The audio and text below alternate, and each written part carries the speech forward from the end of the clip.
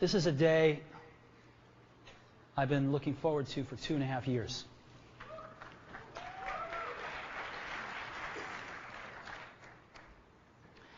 Every once in a while, a revolutionary product comes along that changes everything. And Apple has been, well, first of all, one's very fortunate if you get to work on just one of these in your career. Apple's been very fortunate. It's been able to introduce a few of these into the world. In 1984, we introduced the Macintosh. It didn't just change Apple. It changed the whole computer industry.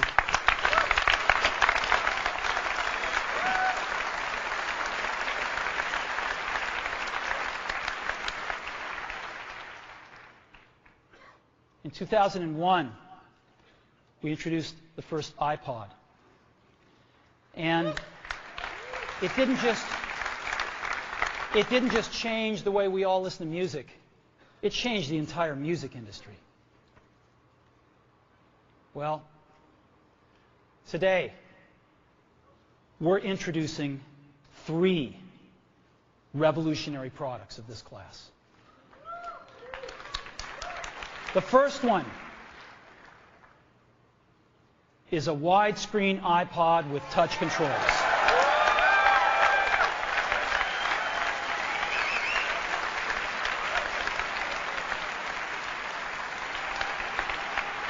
The second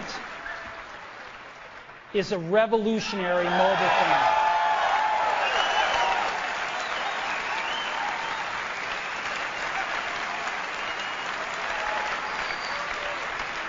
And the third is a breakthrough internet communications device. So, 3 things. A widescreen iPod with touch controls, a revolutionary mobile phone, and a breakthrough internet communications device. An iPod, a phone, and an internet communicator. An iPod, a phone. Are you getting it? These are not 3 separate devices. This is one device. And we are calling it iPhone. Today, Apple is going to reinvent the phone. And here it is.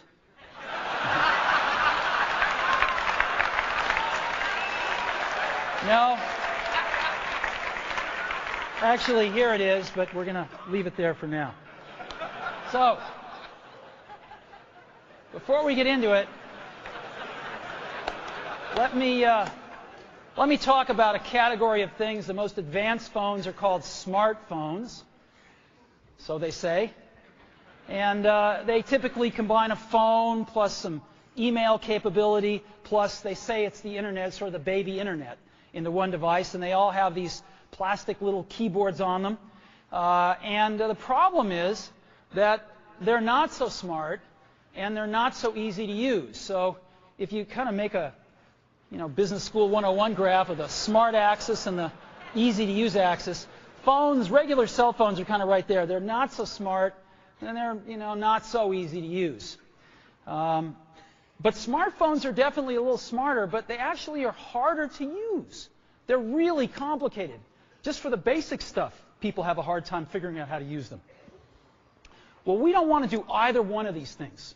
What we want to do is make a leapfrog product that is way smarter than any mobile device has ever been and super easy to use. This is what iPhone is. Okay? So, we're going to reinvent the phone. Now, we're going to start with a revolutionary user interface. Is the result of years of research and development. And, of course, it's an interplay of hardware and software. Now, why do we need a revolutionary user interface? I mean, here's 4 smartphones, right? Motorola Q, the BlackBerry, Palm Treo, Nokia E62, the usual suspects. And what's wrong with their user interfaces? Well, the problem with them is really sort of in the bottom 40 there. It's this stuff right here. They all have these keyboards that are there whether you need them or not to be there. And they all have these control buttons that are fixed in plastic and are the same for every application. Well, every application wants a slightly different user interface, a slightly optimized set of buttons just for it. And what happens if you think of a great idea 6 months from now? You can't run around and add a button to these things. They're already shipped. So what do? It doesn't work because the buttons and the controls can't change. They can't change for each application, and they can't change down the road if you think of another great idea you want to add to this product. Well, how do you solve this? It turns out we have solved it. We solved it in computers 20 years ago. We solved it with a bitmap screen that could display anything we want, put any user interface up, and a pointing device. We solved it with the mouse, right? We solved this problem. So how are we going to take this to a mobile device? Well, what we're going to do is get rid of all these buttons and just make a giant screen. A giant screen. Now, how are we going to communicate this? We don't want to carry around a mouse, right? So what are we going to do? Oh, a stylus, right?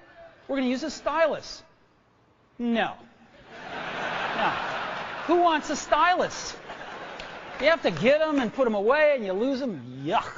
Nobody wants a stylus. So let's not use a stylus. We're going to use the best pointing device in the world. We're going to use a pointing device that we're all born with. We're born with 10 of them. We're going to use our fingers. We're going to touch this with our fingers. And we have invented a new technology called multi-touch, which is phenomenal. It works like magic. You don't need a stylus. It's far more accurate than any touch display that's ever been shipped. It ignores unintended touches. It's super smart.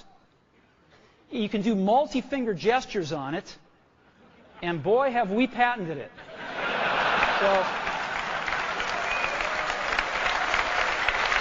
So, we've been very lucky to have brought a few revolutionary user interfaces to the market in our time. First was the mouse. The second was the click wheel. And now we're going to bring multi-touch to the market. And each of these revolutionary user interfaces has made possible a revolutionary product. The Mac, the iPod, and now the iPhone. So, a revolutionary user interface. We're going to build on top of that with software. Now, software on mobile phones is like baby software. It's not so powerful. And today, we're going to show you a software breakthrough. Software that's at least 5 years ahead of what's on any other phone. Now, how do we do this? Well, we start with a strong foundation. iPhone runs OS X. Now,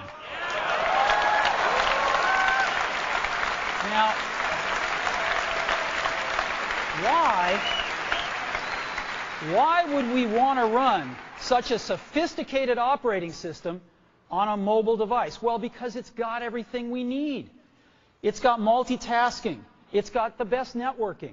It already knows how to power manage. We've been doing this on mobile computers for years. It's got awesome security. And to write apps, it's got everything from Cocoa and the graphics, and it's got core animation built in, and it's got the audio and video that OS X is famous for. It's got all the stuff we want, and it's built right in to iPhone. And that has let us create desktop-class applications and networking, right?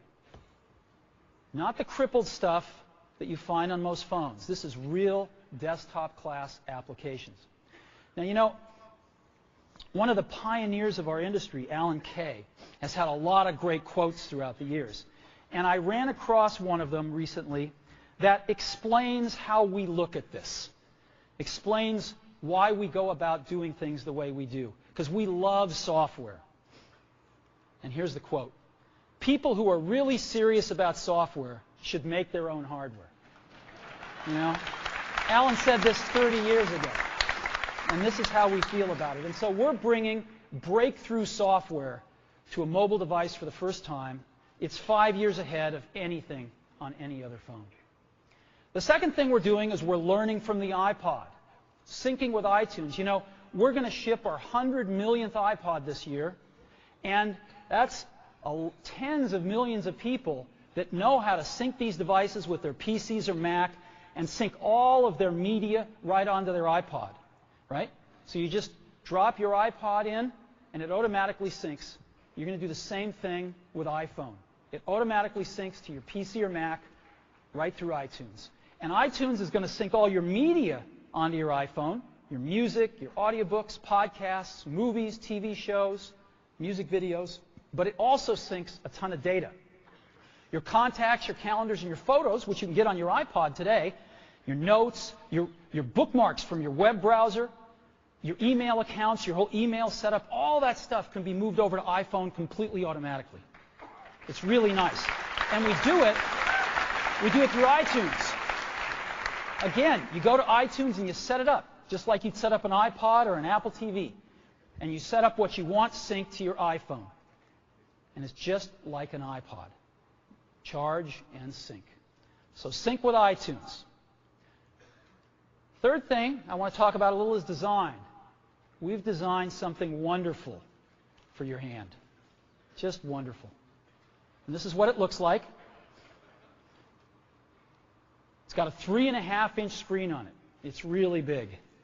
And it's the highest resolution screen we've ever shipped. It's 160 pixels per inch. Highest we've ever shipped. It's gorgeous. And on the front, there's only one button down there. We call it the home button. It takes you home from wherever you are. And that's it. Let's take a look at the side. It's really thin. It's thinner than any smartphone out there at 11.6 millimeters. Thinner than the Q, thinner than the Blackjack, thinner than all of them. It's really nice. And we got some controls on the side. We got a little switch for ring and silent. We've got a volume up and down control. Let's look at the back. On the back, the biggest thing of note is we got a 2-megapixel camera built right in. The other side, and we're back on the front. So let's take a look at the top now. We've got a headset jack, 3.5 millimeter. All your iPod headphones fit right in. We've got a little tray for your SIM card. And we've got one switch for sleep and wake. Just push it to go to sleep, push it to wake up. Let's take a look at the bottom. We've got a speaker, we've got a microphone, and we've got our 30-pin iPod connector. So that's the bottom. Now, we've also got some stuff you can't see. We've got 3 really advanced sensors built into this phone. The first one is a proximity sensor. It senses when physical objects get close. So when you bring iPhone up to your ear to take a phone call, it turns off the display and it turns off the touch sensor instantly. Well, why do you want to do that? Well, 1, to save battery, but 2, so you don't get spurious inputs from your face into the touch screen. Just automatically turns them off, take it away, boom, it's back on. So it's got a proximity sensor built in. It's got an ambient light sensor as well. We sense the ambient lighting conditions and adjust the brightness of the display to match the ambient lighting conditions. Again, better user experience, saves power. And the third thing we've got is an accelerometer, so that we can tell when you switch from portrait to landscape.